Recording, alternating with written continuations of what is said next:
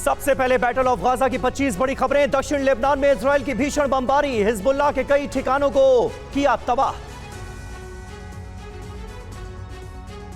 Gaza में Hamas के ठिकानों पर आईडीएफ ने हवाई हमला किया। 24 घंटे में 10 हमास लड़ाकों की मौत। उत्तरी गाजा के बेत लाहिया पर स्मोक बॉम्ब से हमला, आईडीएफ पर रिहायशी इलाकों में हमले का आरोप। वेस्ट बैंक के होसन में कर्फ्यू लगा, इजरायली सेना ने हिंसक झड़प के बाद लगाया कर्फ्यू।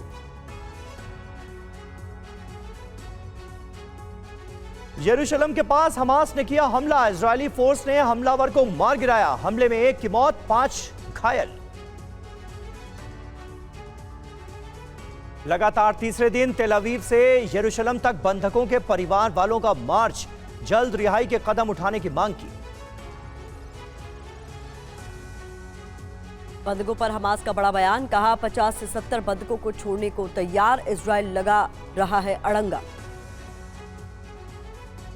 गाजा पर यूएन का बयान, कहा 70% लोगों के पास पीने का पानी नहीं, मदद के इंतजार में लोग मारे जाएंगे। गाजा में फिर इजरायली फोर्स की बमबारी, हमास के एक और ठिकाने को तबाह किया। आईडीएफ ने हमास चीफ इस्लामिया हानिया के घर पर जबरदस्त बमबारी की, घर पूरी तरह तबाह। इजरायली सेना ने वीडियो भी जारी किया। सफाई कर्मी को मानव ढाल बना रही है इजरायली सेना, फिलिस्तीनी मीडिया ने वीडियो जारी कर दावा किया। जेनिन के काफरदान इलाके में इजरायल की सेना पर फायरिंग, शहर से बाहर जाते समय रेजिस्टेंस फोर्स ने किया हमला। गाजा में इजरायल की बमबारी में संचार सेवाएं ठप हो गई हैं, टेलीकॉम कंपनी ने कहा कई इलाकों में हमारे जनरेटर बंद। गाजा में बमबारी से गैस स्टेशन तबाह, लोगों ने गैस स्टेशन में ली थी शरण, बमबारी के बाद लगा मलबे का ढेर। तुबास में अल फर्रा कैंप में भीषण संघर्ष जारी, इजरायली सेना और हमास समर्थकों के बीच फायरिंग। गाजा के इंडोनेशियाई अस्पताल के पास धमाका, कई लोगों के मारे जाने की खबर, एक साथ किए गए कई धमाके। इजरायल के अश्केलोन में हमास का भीषण हमला, हमास ने अश्केलोन पर दागी ताबड़तोड़ मिसाइल। अल-कुद्स में इजरायली सेना की कार्रवाई के दौरान ब्लास्ट हुआ, ब्लास्ट में इजरायली सेना के 2 बुलडोजर तबाह। जेनिन में आमने सामने की जंग, आईडीएफ और हमास के बीच भिड़ंत, जेनिन में सुनाई दी भीषण गोलाबारी की आवाजें। गाजा में मरने वालों का बढ़ा आंकड़ा, अब तक 11,500 से ज्यादा लोगों की मौत, मरने वालों में 4,700 से ज्यादा बच्चे शामिल। सैन फ्रांसिस्को में जिनपिंग के साथ बैठक के बाद बाइडेन बोले, हमास ने इजरायल में नरसंहार किया, हमास के अंत के साथ खत्म होगा युद्ध, चीन से ईरान को उकसावे की कार्रवाई रोकने के लिए बात करने को कहा। बाइडेन ने कहा कि हमास से सीधा युद्ध हो, आम लोगों को निशाना न बनाया जाए, इजरायल को खुद की रक्षा का अधिकार, अमेरिका इजरायल के साथ है। लाल सागर में अमेरिकी वॉरशिप ने ड्रोन को मार गिराया, यमन की तरफ से आया था ड्रोन। अल शिफा अस्पताल पर हमले के विरोध में WHO, कहा अस्पताल को युद्ध का मैदान बनाना गलत। वाशिंगटन डीसी में फिलिस्तीन समर्थकों का प्रदर्शन, गाजा में जल्द सीज फायर की मांग, सुरक्षा कर्मियों से हुई झड़प। तो हमास और इजरायल के बीच चल रही जंग की एक एक खबर आपको अपना चैनल TV9 भारतवर्ष दे रहा है। आपके साथ मैं हूं समीर अब्बास, मेरे साथ प्रीति, निधि और प्रतिमा भी मौजूद हैं। 41वें दिन गाजा में फिर से भीषण बमबारी देखी गई, तो लेबनान में घुसकर भी इजरायली वायुसेना ने ऑपरेशन तेज कर दिया है। हिजबुल्लाह के ठिकानों पर बमबारी जारी है, तो तुर्की से लेकर ईरान तक गाजा युद्ध पर आज धमकियों का एक नया दौर भी देखने को मिला। ऐसे में देखते हैं इस वक्त की विध्वंसक खबरें क्या हैं, जिन पर रहने वाली है हमारी नजर। हवाई हमलों से लेबनान में हिजबुल्लाह के ठिकाने धुआं धुआं कर दिए गए। हमास के बाद हिजबुल्लाह के खिलाफ आईडीएफ का बड़ा ऑपरेशन शुरू हो चुका है। ऐसा लगता है आज यरूशलेम के पास हमास ने एक बड़ा हमला अंजाम देने की कोशिश की, जवाब में आईडीएफ ने उसे ढेर कर दिया, एक लड़ाके को मारने का दावा किया। अल शिफा अस्पताल में हमास का सबसे बड़ा राज खुला, वो क्या है वो भी आपको बताएंगे। इजराइल हमास युद्ध में न्यूक्लियर तबाही का खतरा कैसे बढ़ता जा रहा है, इस पर भी होगी हमारी नजर। और अब हम आपको इजराइल हमास जंग से जुड़ी 10 वीडियो ब्रेकिंग दिखाएंगे, साथ ही रूस यूक्रेन वॉर फ्रंट से जुड़ी 10 बड़ी वीडियो ब्रेकिंग भी दिखाएंगे जो बताएंगे कि युद्ध किस ओर बढ़ रहा है लगातार। सबसे पहले देखिए इजराइल हमास जंग से जुड़ी 10 बड़ी वीडियो ब्रेकिंग। पहली बड़ी खबर आपके सामने, गाजा में फिर से इजरायली फोर्स की बमबारी हुई है। हमास के एक और ठिकाने को यहां तबाह कर दिया गया।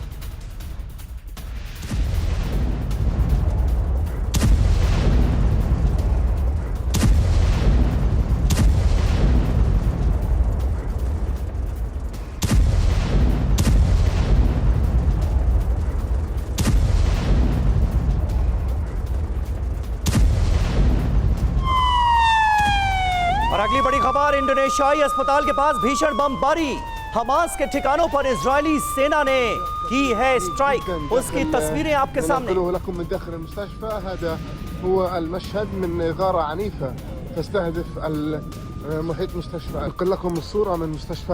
बड़ी खबर आ रही है, सफाई कर्मी को मानव ढाल बना रही इजरायली सेना। फलस्तीनी मीडिया ने वीडियो जारी कर दावा किया।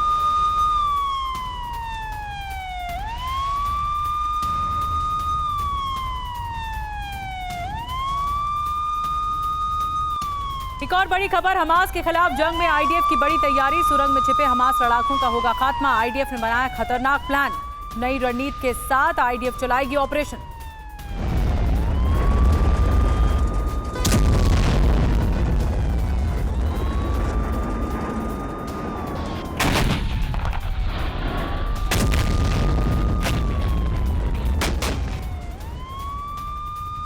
पांचवी वीडियो ब्रेकिंग आपके सामने, गाजा में इजरायली फोर्स के ताबड़तोड़ हमलों से जुड़ी हुई। हमास के ठिकानों पर बम बरसाए गए हैं। इन तस्वीरों में आप देखिए किस तरीके से हमास के अलग अलग ठिकानों को टारगेट किया जा रहा है आईडीएफ द्वारा।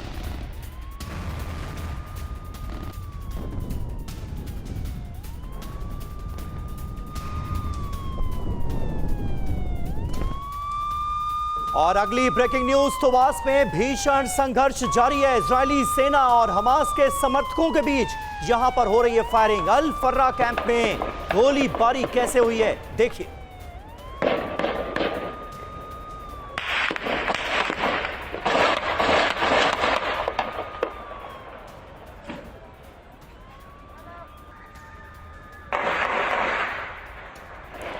बड़ी खबर इस वक्त, इजराइल ने दिया हिजबुल्लाह के हमलों का जवाब। दक्षिण लेबनान में हिजबुल्लाह के ठिकानों पर हमला हुआ है। हिजबुल्लाह का हथियार डिपो, चौकियां, मिसाइल लॉन्चिंग स्टेशन तबाह हो गए हैं।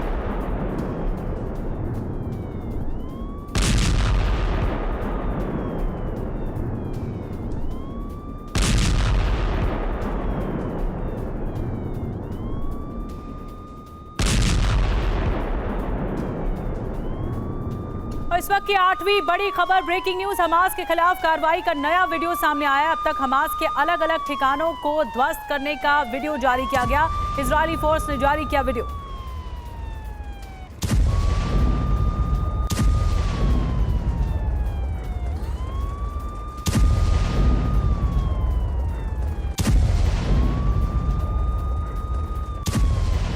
और इस बीच गाजा के कई अस्पतालों पर आईडीएफ की रेड भी जारी है। कार्रवाई के दौरान कई अहम सबूत हाथ लगे आईडीएफ के। अस्पताल के नीचे हमास की सुरंगें हैं, इस बात का भी खुलासा हुआ है। ये तस्वीरें आप देखिए, आईडीएफ अलग अलग अस्पतालों पर इस वक्त ऑपरेशन को अंजाम दे रही है। और इस बीच दावा किया जा रहा है कि अस्पतालों के नीचे हमास की सुरंगें मौजूद हैं।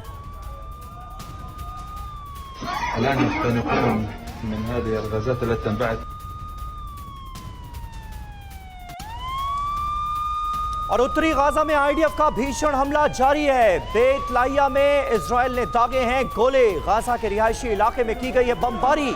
आसमान में छाया धुएं का गुबार। फिलिस्तीनी मीडिया ने यह दावा किया है कि इजराइल ने हमले के लिए फास्फोरस बम का किया इस्तेमाल।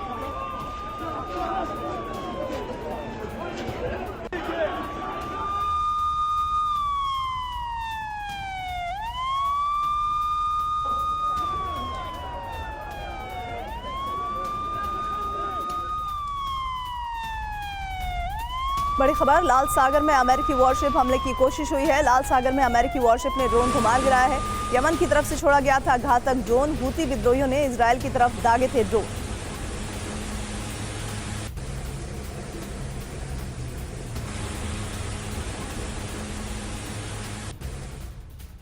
और एक और बड़ी खबर, गाजा युद्ध में हमास को बड़ा झटका लग गया है। आईडीएफ के हाथ में गाजा पोर्ट का संचालन हो गया है। गाजा पोर्ट पर हमास का पूरी तरह खात्मा हो चुका है। आईडीएफ ने गाजा पोर्ट पर कब्जे का वीडियो जारी किया है।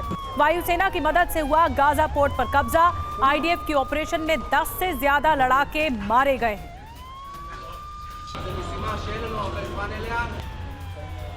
של עזה, מעט דרומית למעגנה. הרבה טנקים מאחורינו. צריכים לנצח בגדול את האירוע. נמצאים כאן במעגנה, פיל עזה, חלק מהיעדים שלנו להשמיד משגרים. נתנו פה המון פירים, אמל"ח, מחבלים. אפשר לראות כאן נמצאים כל האזור המערבי של עזה.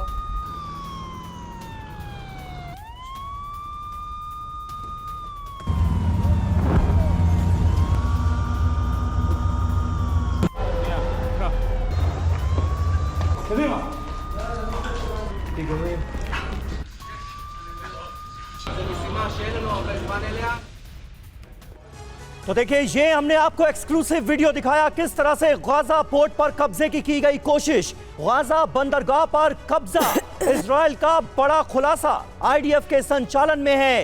ये गाजा पोर्ट, ये बताया गया है आईडीएफ के अब जवान यहां पर सारा संचालन कर रहे हैं। 188वीं ब्रिगेड का यहां पर पूरा नियंत्रण हो गया है, फुल कंट्रोल हो गया है गाजा के पोर्ट पर। इजराइल की तरफ से यह बताया गया है शॉयटेट टेरा के सैनिक यहां पर तैनात कर दिए गए हैं। आईडीएफ की तरफ से यह बड़ा डेवलपमेंट है। वायुसेना की मदद से गाजा बंदरगाह पर कब्जा कर लिया गया है। यह इजराइल की तरफ से किया गया है खुलासा। तो ये तस्वीरें भी आपको हम दिखा रहे हैं। 10 से ज्यादा यहां पर लड़ाके मारे गए हैं, ये जानकारी भी सामने आ रही है। हमास का यहां पर भी एक कमांड सेंटर था जिसे तबाह करने का दावा इजरायली डिफेंस फोर्सेस ने किया है। और आइए सीधे आपको लिए चलते हैं गाजा बॉर्डर पर। इस वक्त हमारे सहयोगी विपिन चौबे लाइव हमारे साथ जुड़ रहे हैं। विपिन, जहां पर मौजूद हैं, थोड़ी देर पहले वहीं से गाजा पर बड़े हमले हमने देखे। विपिन, इस वक्त क्या हो रहा है ये तो बताइए ही। साथ ही साथ बड़ी खबर जो आ रही है वो ये कि इजराइल का पूरी तरह से कब्जा हो गया है गाजा बंदरगाह पर। उससे जुड़ी क्या अपडेट्स हैं? जी हाँ, बिल्कुल सबीर, जिस जगह पर मैं खड़ा हूं यहां से महज 50 मीटर की दूरी पर अभी मेरे कैमरा पर्सन गंगा आपको दिखाएंगे ठीक एक मिसाइल, यानी जहां से हम खड़े हैं यहां से जो मिसाइलें दागी जाती हैं हमास के एरिया में, गाजा पट्टी में, वो तो हमें आवाजें सुनाई देती हैं। लेकिन जो हमास की तरफ से आके मिसाइलें गिर रही हैं, देखिए ये थोड़ी देर पहले, हालांकि उस आग को बुझा जरूर लिया गया है, लेकिन उठता हुआ धुआं देखिए और हमसे दूरी देखिए महज 50 मीटर दूर जहां पर इंटरनेशनल मीडिया की मौजूदगी है, यहां भी यह इलाका सेफ नहीं है और रह रहकर दोनों तरफ से वार पलटवार हो रहा है। अब बात आती है बंदरगाहों की, तो देखिए इससे पहले गवर्नर हाउस हो गया, वहां क्या हॉस्पिटल्स हो गए, पार्लियामेंट हो गए, इन सब पर एक एक करके आईडीएफ कब्जा करते हुए आगे बढ़ रही है और जीत की तरफ आगे बढ़ती हुई नजर आ रही है। उसी के सिलसिले में जो गाजा का बंदरगाह है उस पर भी कब्जा कर लिया है और यह घोषणा कर दी है कि अब यह बंदरगाह पूरी तरह से हमारे कब्जे में है। और जैसे जैसे एक एक चीजों पर कब्जा हो रहा है वैसे वैसे हमास की हार लगभग तय होती जा रही है, लेकिन खतरा टला नहीं है। जो बार बार बात मैं कह रहा हूं समीर, वो इसलिए क्योंकि आज भी जो सरकारी आंकड़े इजराइल के कहते हैं कि 11,000 से 14,000 लोगों को हमने मारा है। हमास के लड़ाकों की संख्या ही 50,000 है। अगर उन 14,000 को भी हमास के लड़ाके मान लिया जाए तो आज की तारीख में भी 36,000 ऐसे लड़ाके हैं जो साउथ गाजा से लेकर नॉर्थ गाजा में एस्टैब्लिश हैं। उनसे निपटना बहुत बड़ी टेढ़ी खीर साबित हो सकती है। इसलिए ऑपरेशन तो चल रहा है और जीत की तरफ बढ़ भी रहे हैं, लेकिन अभी भी वो लड़ाके हैं, उनको रीअरेंज रीग्रुप होने का थोड़ा सा अगर वक्त मिला तो दोबारा से हमला हुआ और वो हमला इससे भी बड़ा साबित हो सकता है। आप हमारे साथ बने रहिएगा। इस बीच बड़ी खबर आ रही है, कल के लिए में इजरायली सेना की कार्रवाई हुई है। हमास समर्थकों के खिलाफ ये कार्रवाई हुई है और हमास समर्थकों और इजरायली फोर्स में गोलीबारी की भी खबर आ रही है।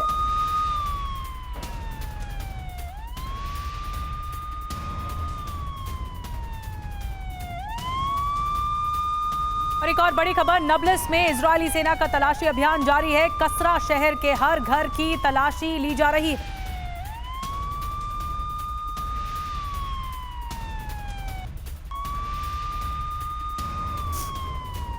और इस बीच खबर सामने आ रही है जहां नेतन्याहू की वॉर कैबिनेट की आज बैठक है और इस बैठक में बंधकों की रिहाई पर चर्चा हो सकती है।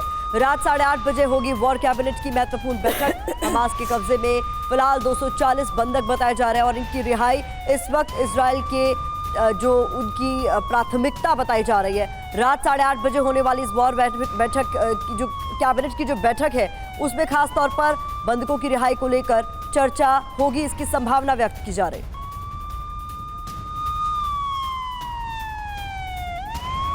और इस बीच इस वक्त की बड़ी खबर आपको बता दें, गाजा में अभी अभी भीषण बमबारी हुई है। गाजा में लगातार 2 बड़े धमाके किए गए। TV9 भारतवर्ष की रिपोर्टिंग के दौरान ही ये धमाके हुए। लाइव रिपोर्टिंग के दौरान बमबारी की ये तस्वीरें TV9 भारतवर्ष के कैमरे में कैद हुई हैं। ये देखिए तस्वीरें आपको दिखा रहे हैं, एक के बाद एक 2 बड़े बम गिराए गए हैं गाजा पट्टी पर। उसकी तस्वीरें TV9 भारतवर्ष पर हम आपको दिखा रहे हैं क्योंकि हमारे संवाददाता विपिन चौबे उस वक्त गाजा बॉर्डर पर ही मौजूद थे। तो लगातार गाजा में धमाके हो रहे हैं और इस वक्त हमारे साथ विपिन चौबे जुड़े हुए हैं। विपिन, इन लगातार हमलों के बीच ग्राउंड जीरो से अभी की बड़ी खबर व्यूअर्स को क्या देने वाले हैं आप? देखिए, हमले लगातार हो रहे हैं। हर मिनट हमले की इंटेंसिटी जो है वो बढ़ती जा रही है और ये हमले बताने के लिए काफी है कि ये युद्ध रुकने वाला नहीं है। हालांकि देखिए, जो हॉस्टेजेस हैं उनको लेकर कतर से, इसके अलावा अमेरिका से, इजराइल से और तमाम मुल्कों हमास के लीडर से बातचीत तो चल रही है।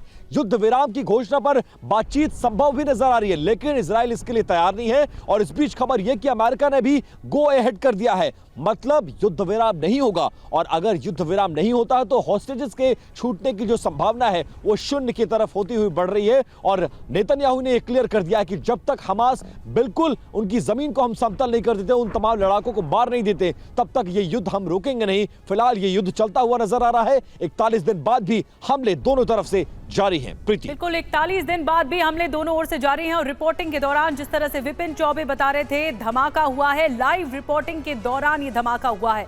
विपिन, आपके पास आएंगे और गाजा बॉर्डर से हमारे साथ लाइव जुड़े हुए थे विपिन। लेबनान में इस वक्त एक और बड़ी खबर मिल रही है, लेबनान पर एयर स्ट्राइक हुआ है। लेबनान में घुसकर एयर स्ट्राइक किया गया है। हिजबुल्लाह के ठिकानों पर बमबारी की गई है। F-16 फाइटर जेट से स्ट्राइक की गई है, एयर स्ट्राइक। हिजबुल्लाह के ठिकाने धुआं हो गए, हिजबुल्लाह की कई पोस्ट तबाह हो गए। लेबनान में हिजबुल्लाह के खिलाफ गाजा से बड़ा युद्ध छिड़ा हुआ है।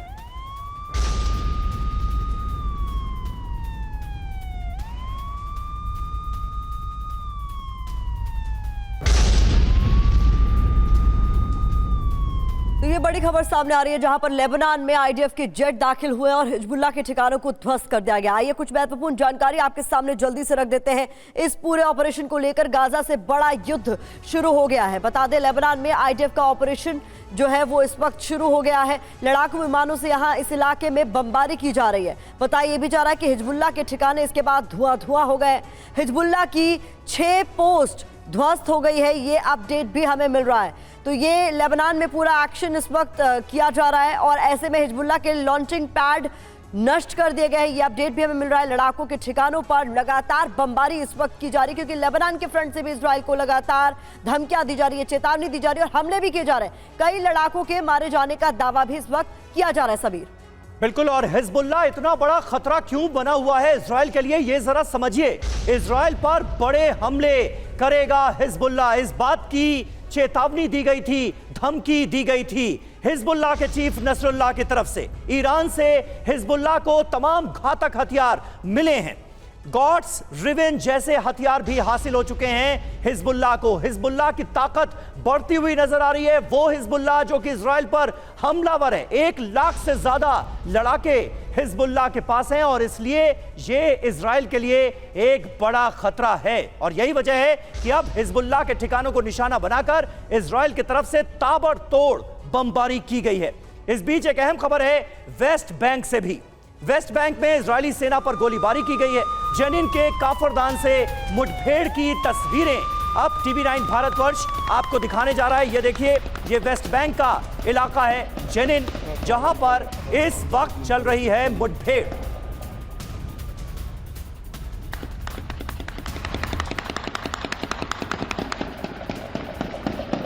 فاتوا على البلد من طريق الخلي.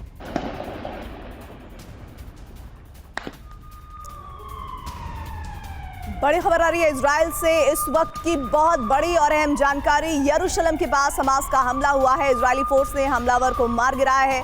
हमले में एक की मौत हुई है, 5 लोग घायल हुए हैं। सुरंग चौकी के पास भीषण गोलीबारी हुई है।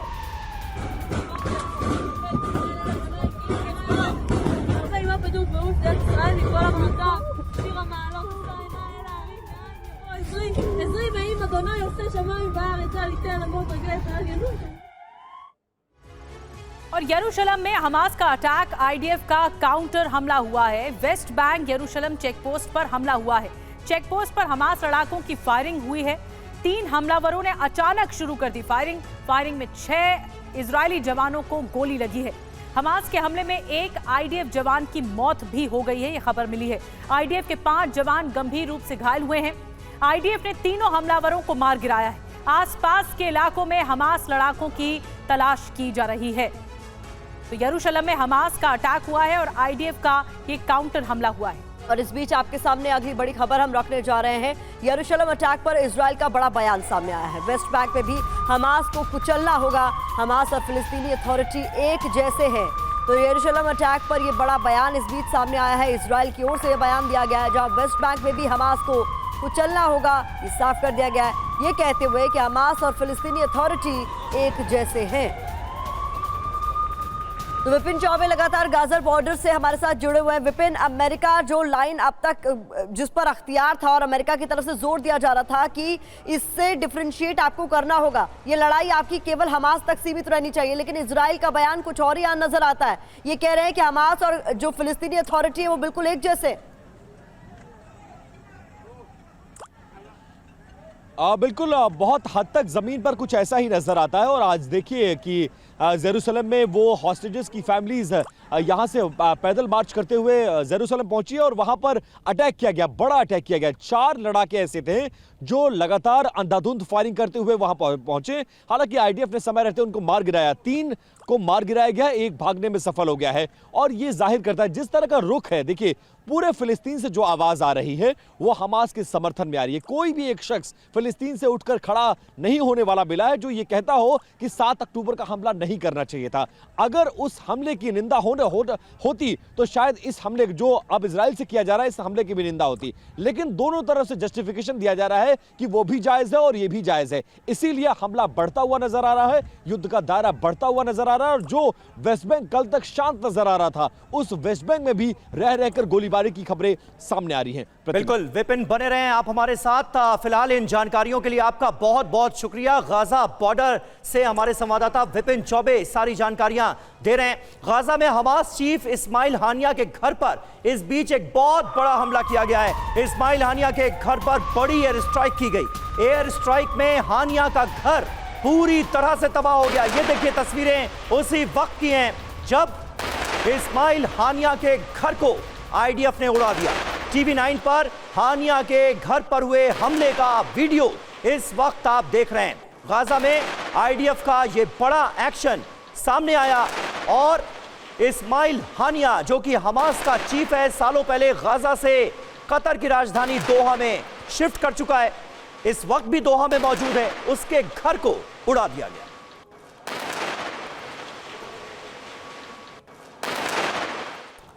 तो ऐसे में अब मौजूदा हालात में एक अहम सवाल है जिसको लेकर टीवी 9 भारतवर्ष कुछ जानकारियां आप तक पहुंचाने वाला है। इजराइल का दुश्मन नंबर 1 कौन है? इस्माइल हानिया। हानिया के हाथों में है हमास की कमान और हमास को पूरी तरह से इस युद्ध में डील कर रहा है। जी हाँ, गाजा इस्लामिक यूनिवर्सिटी से इस्माइल हानिया ने पढ़ाई की है, कतर में इस वक्त है। स्टूडेंट रहते हुए हमास के संपर्क में ये आया। इस्माइल हानिया 2006 में फिलिस्तीन का प्रधानमंत्री तक बना। इस्माइल हानिया, राष्ट्रपति अब्बास ने उसे प्रधानमंत्री पद से फिर हटाया और उसके बाद पद से हटाए जाने के दौरान गाजा में वो डटा रहा। फिर इसके बाद ये डेवलपमेंट सामने आया कि गाजा के ताकतवर लोगों में से एक है हानिया, ये कहा जाता है। उसे उन तमाम लोगों में शामिल किया जाता है। मुस्लिम देशों में हानिया का बहुत अच्छा रसूख है, बहुत अच्छा प्रभाव वो रखता है और अब वो गाजा छोड़कर कतर में अपना नया ठिकाना बना चुका है। तो कौन है इस्माइल हानिया, इसके बारे में हम आपको जानकारी दे रहे हैं। कतर से बैठकर लगातार ऑपरेट करता है हमास के लड़ाकों को। तो ये सब जानकारी इस्माइल हानिया के बारे में मिल रही है, जो कि टारगेट नंबर 1 है इस वक्त इजराइल का। एक और बड़ी खबर मिल रही है इससे जुड़ी हुई, गाजा जंग पर OIC का बयान सामने आया है। अल शिफा अस्पताल पर हमले की निंदा की गई है। अस्पताल की घेराबंदी, बिजली कटौती की निंदा की गई है। गाजा में नरसंहार युद्ध अपराध है, ये OIC का कहना है। इसकी निंदा हुई है जो भी गाजा में हो रहा है। अस्पताल परिसर में शव बिखरे पड़े हैं। OIC का स्टेटमेंट सामने आया। और इस बीच बंधकों के परिवारों के पैदल मार्च का तीसरा दिन बताया जा रहा है। तेल अवीव से यरूशलेम तक मार्च कर रहे हैं लोग। ये बंधकों के परिवार हैं जो कि पैदल मार्च कर रहे हैं। जल्द रिहाई की मांग करते हुए, इसको लेकर कोई कदम उठाया जाए, इसकी मांग करते हुए ये लोग अब पैदल मार्च कर रहे हैं।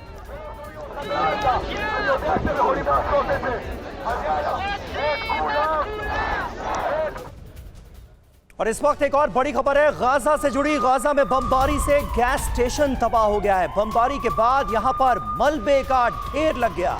ये तस्वीरें देखिए किस तरह से गाजा में बमबारी रुकने का नाम नहीं ले रही है। ताबड़तोड़ सिलसिला लगातार जारी है एयर स्ट्राइक का, और इसी सिलसिले को आगे बढ़ाते हुए गैस स्टेशन को निशाना बनाया गया और इसे कर दिया गया तबाह।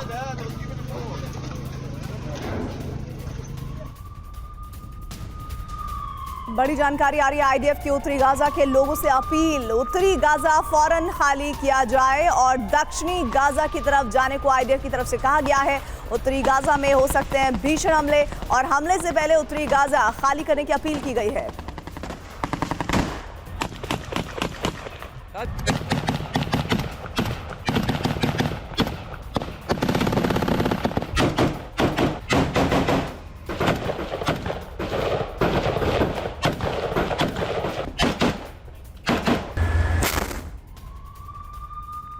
एक और बड़ी खबर मिल रही है, अल शिफा अस्पताल में हथियारों का जखीरा मिला है। IDF को अस्पताल से मिले हमास के हथियार, तलाशी के दौरान मिला हथियारों का जखीरा। हमास लड़ाकों के सैन्य सामान भी बरामद किए गए हैं। अस्पताल में छिपा रखे थे ये हथियार। अल शिफा अस्पताल में ये वीडियो IDF की तरफ से जारी किया गया है। MRI मशीन में हथियार रखे गए थे। ये तस्वीरें वाकई डरा देने वाली हैं, किस तरह अस्पताल को अड्डा बनाया हुआ था हथियारों का।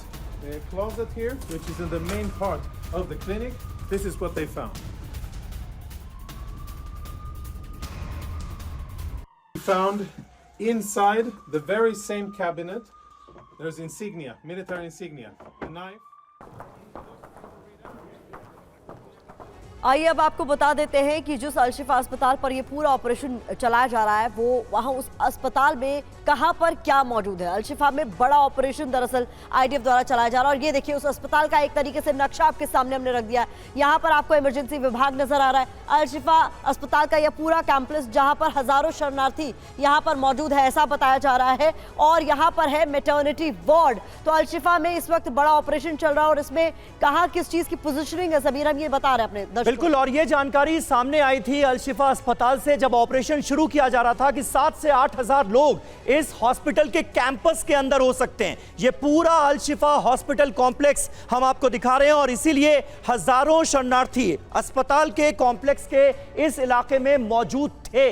ये जानकारी सामने आई थी। इसके अलावा सैकड़ों की संख्या में यहां पर घायलों को भर्ती कराया गया था। बहुत सारे ऐसे लोग थे गाजा के जिन्होंने हमलों से बचने के लिए यहां पर शरण ली हुई थी। जिस वक्त ये ऑपरेशन शुरू हुआ वहां पर भगदड़ मच गई। लेकिन अब अल शिफा के बारे में बड़े दावे किए जा रहे हैं। IDF की तरफ से यह कहा गया है, कुछ सबूत के तौर पर तस्वीरें सामने रखते हुए, कि यहां पर हमास ने अपने बड़े बड़े अड्डे बना रखे थे। हथियारों का जखीरा भी यहीं इसी कॉम्प्लेक्स के अंदर से बरामद किया गया है, यह भी बताया गया है IDF की तरफ से। और यह सैटेलाइट इमेज हमने आपको दिखाई इस पूरे कॉम्प्लेक्स की। प्रीति, तो अल शिफा में बारूदी सबूत किस तरह से मिल रहे हैं, आइए जान लेते हैं। हथियारों का जखीरा मिल रहा है, 100 से ज्यादा ग्रेनेड मिले हैं, मोटार सेल भी मिलने की जानकारी सामने आई है। AK-47 communication system, bullet proof jacket, military kit, medical kit में हथियार की मौजूदगी के साक्ष्य मिले हैं। साथ ही MRI मशीन में हथियार बरामद हुए हैं। शाफ्ट में हथियार बरामद हुए हैं और साथ ही अस्पताल में सुरंग की भी तस्दीक हुई है।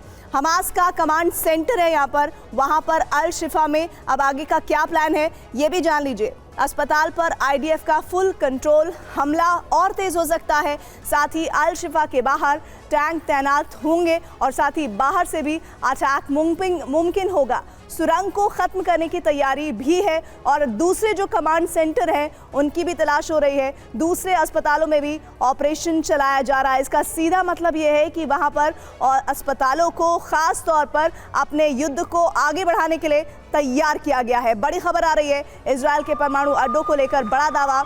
इजरायली परमाणु अड्डों को अमेरिकी सैनिक कर रहे हैं, सुरक्षा दे रहे हैं। वो इजरायल के परमाणु अड्डों पर बड़ा खतरा है और इजरायल के परमाणु अड्डों पर बड़ा अटैक हो सकता है। ये बड़ी जानकारी इस वक्त मिल रही है।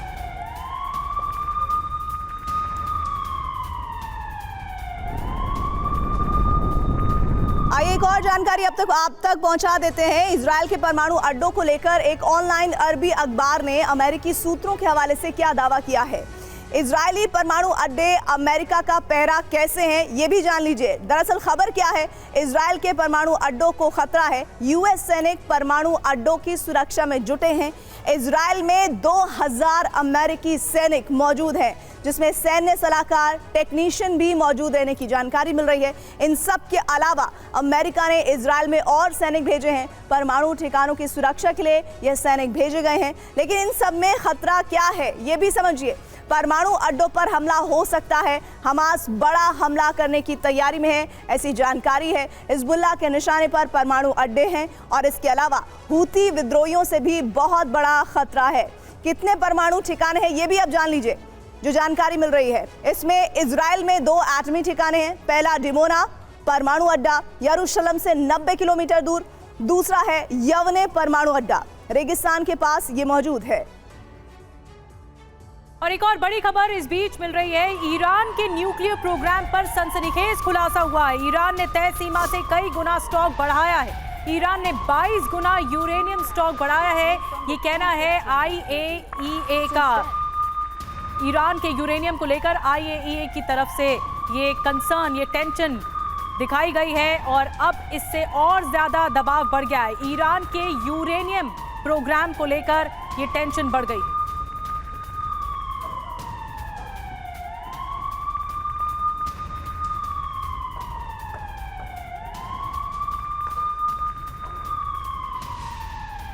तो ईरान के इस परमाणु मिशन से दुनिया भर में इस वक्त किस तरीके के हालात बन गए हैं और उसको लेकर जानकारी क्या सामने आ रही है। IAEA ने दरअसल एक दावा किया है। बता दें 2015 के समझौते से ज्यादा यूरेनियम है, ये बात कही गई है। इसके अलावा ज्यादा यूरेनियम लिमिट से 22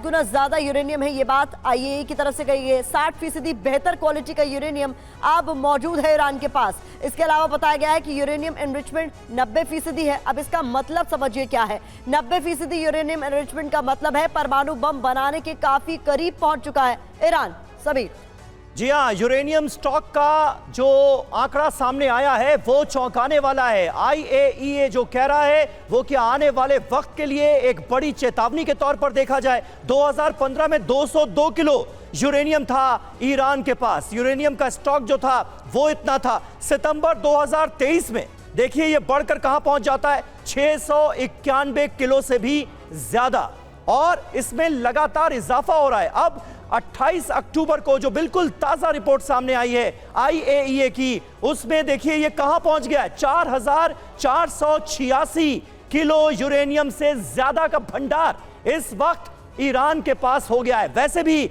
ये खबरें सामने आ चुकी हैं कि ईरान ने खुद को ऐसी स्थिति में पहुंचा दिया है जहां पर उसे परमाणु बम बनाने में सिर्फ 7 से 10 दिन का वक्त लगेगा। और अब IAEA की तरफ से जो जानकारी साझा की गई है वो इस बात की तस्दीक करती है। इस बीच एक और बड़ी खबर है। साइंटिफिक अमेरिकन रिपोर्ट में एक बड़ा दावा सामने आया। अमेरिका पर एटमी खतरे का अनुमान जताया गया है। शोध में अमेरिका में एटमी तबाही की आशंका जताई गई है। एटमी हमले में तबाह हो जाएगा 90% अमेरिका, ये कहा गया है इस रिसर्च में। 4 दिन में लाखों लोगों के मारे जाने की आशंका है। ये बड़ा खतरा जताती नजर आ रही है ये रिपोर्ट।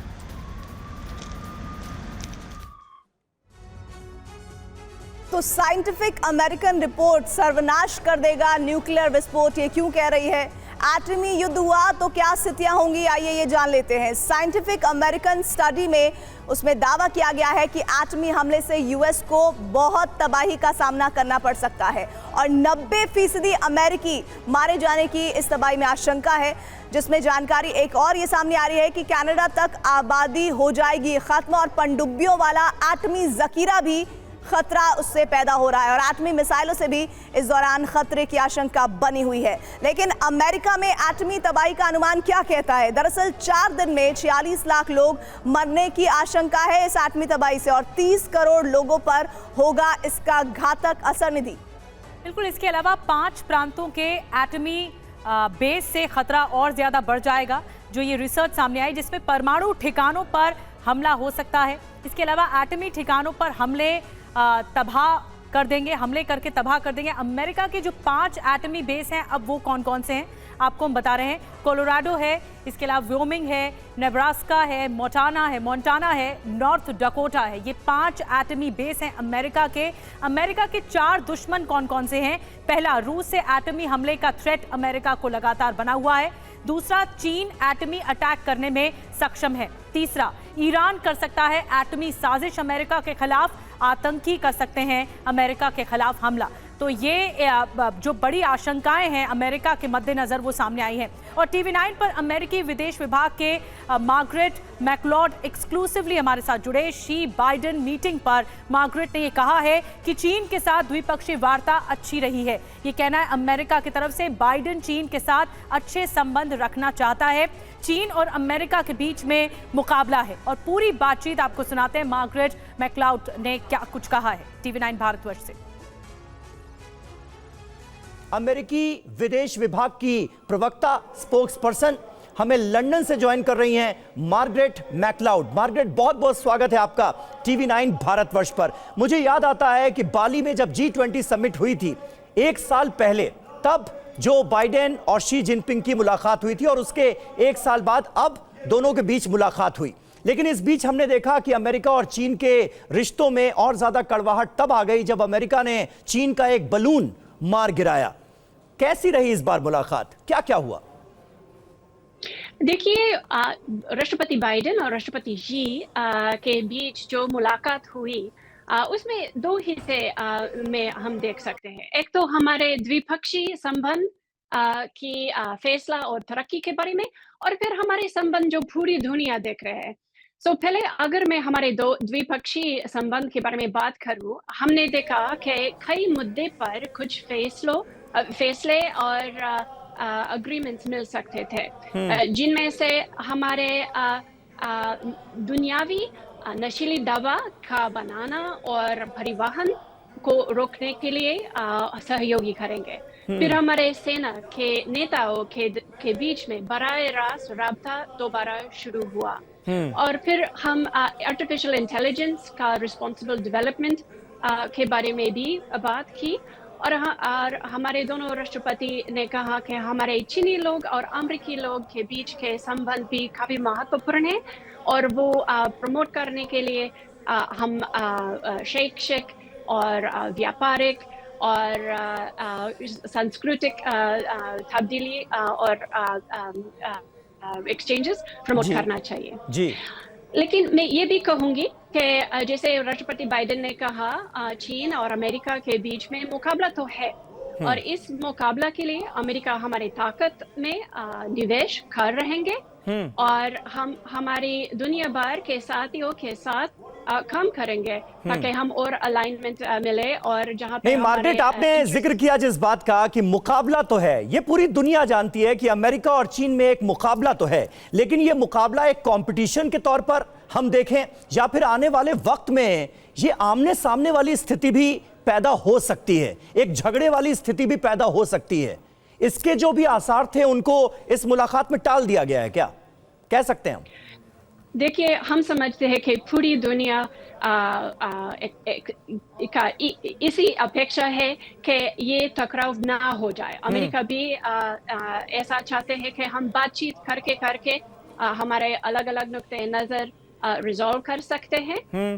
और अब देखते हैं कि हमारे ऊंची तरीन सतह पर चीनी नेताओं के साथ बात जारी रखते हैं और अलग-अलग लेवल्स पर भी हमारे डायलॉग जारी रहते हैं। और इस पूरे युद्ध में अमेरिका का क्या रुख है, ये आप जान रहे थे। इस बीच बड़ी खबर सामने आ रही है, जहां तुर्की इजराइल में टकराव बढ़ गया है। तुर्की के राष्ट्रपति एर्दोगान ने कहा है कि इजराइल के पास एटमी जखीरा है। इजराइल का एटमी जखीरा एक बड़ा खतरा है। इजराइल के पीएम नेतन्याहू ने इस पर करारा जवाब दिया है। आतंकियों का मददगार है तुर्की, ये आरोप नेतन्याहू का टर्की पे।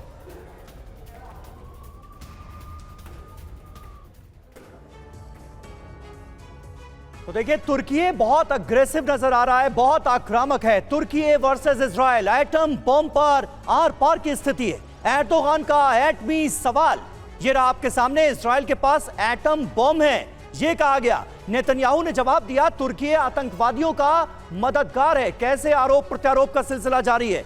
एटम बम के बारे में बताओ। एर्दोगान कह रहे हैं नेतन्याहू से हमास के आतंक का समर्थक है तुर्की। ये आया जवाब नेतन्याहू की तरफ से। इजराइल एटम बम रखता है, तुर्की पर हमला कर चुका है हमास, यह कहा गया नेतन्याहू की तरफ से। सब जानते हैं कि इजराइल के पास एटमी जखीरा है, इस बात का जिक्र बार बार एर्दोगान कर रहे हैं। वहीं तुर्की की सलाह हमें चाहिए ही नहीं, यह कह रहा है इजराइल। साफ तौर पर तनातनी देखिए कैसे बढ़ती हुई नजर आ रही है।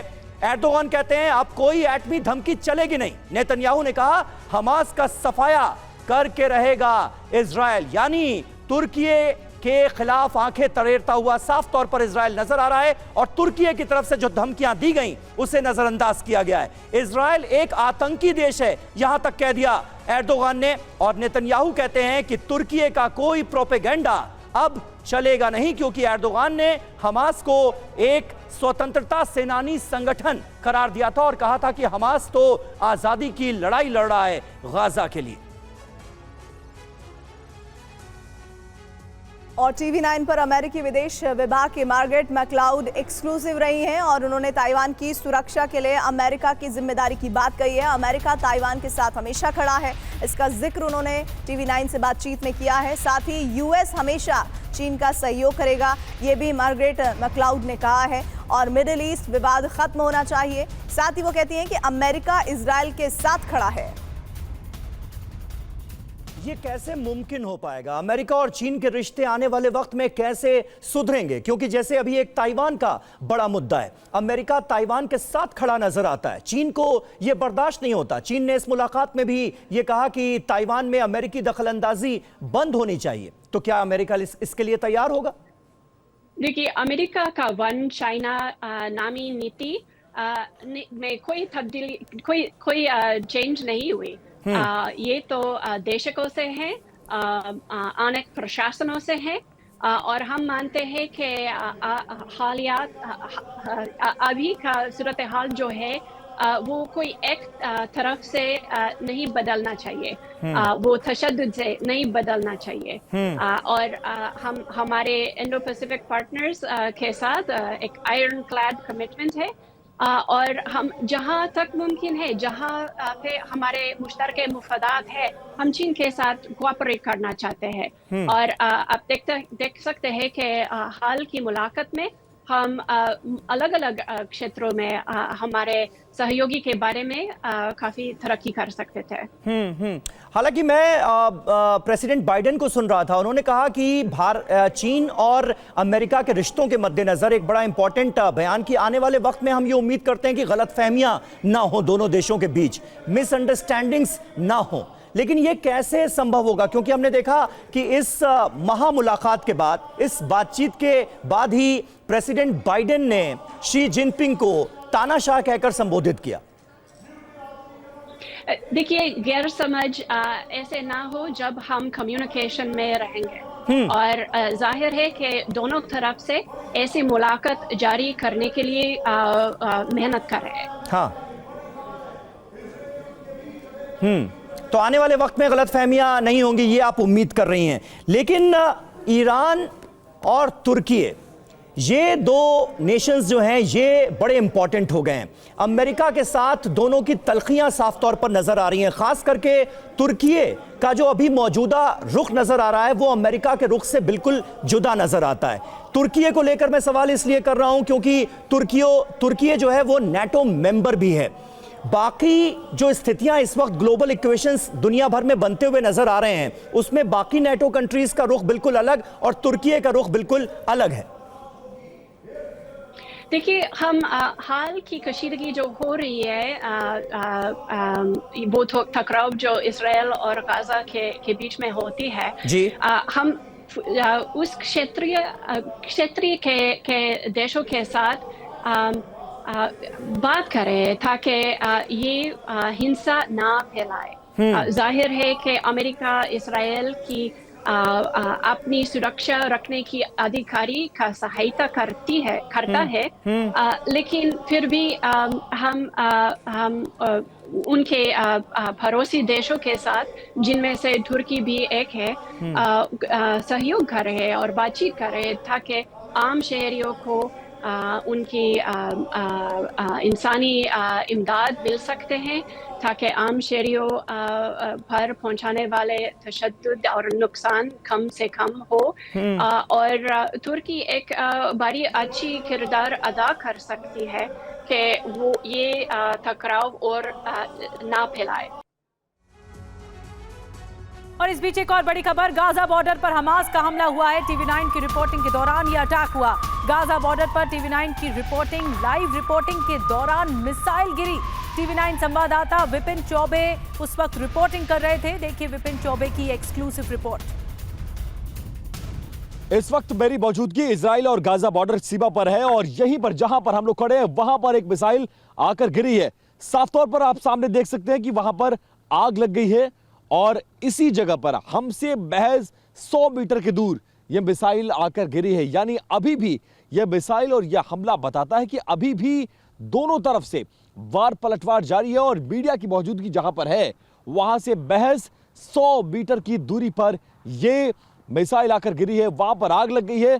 अब संभवतः आईडीएफ वहां पहुंचेगी थोड़ी देर में, लेकिन यह हमला बताता है कि अभी भी जंग सीमा पर भी, अंदर तो नॉर्थ गाजा के अंदरी शहरों पर जारी तो है, लेकिन सीमाओं पर भी ये वॉर रुका नहीं है और उठता हुआ धुआं और ये जाती हुई, देखिए आईडीएफ की गाड़ियां भी आपको जाती हुई नजर आएंगी। ये वो तमाम गाड़ियां हैं, जैसे ही खबर लगी कि उनकी सीमा के अंदर ये अटैक किया गया है, आईडीएफ की तमाम गाड़ियां मौके पर इस वक्त पहुंच गई हैं और आग को बुझाने का काम जारी। ये पूरा रिहायशी इलाका तो नहीं है, जंगली इलाका है पूरा और ये बॉर्डर एरिया माना जाता है। इसके सामने गाजा पट्टी की सीमा शुरू होती है और हमास की तरफ से यह रॉकेट आकर गिरा है और वहां फिलहाल आग लगती हुई नजर आ रही है। हमारी जहां पर मौजूदगी है वहां से महज 100 मीटर की दूरी पर यह हमला किया गया है, जिससे आप समझ सकते हैं कि जहां पर हम खड़े हैं यह जगह भी महफूज नहीं है और रह रहकर दोनों तरफ से हमला किया जा रहा है।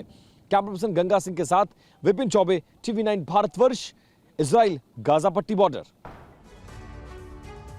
बैटल ऑफ गाजा से जुड़े ऐसी ही तमाम बड़ी खबरें आगे भी आप तक पहुंचाते रहेंगे। आप देखते रहिए टीवी9 भारतवर्ष।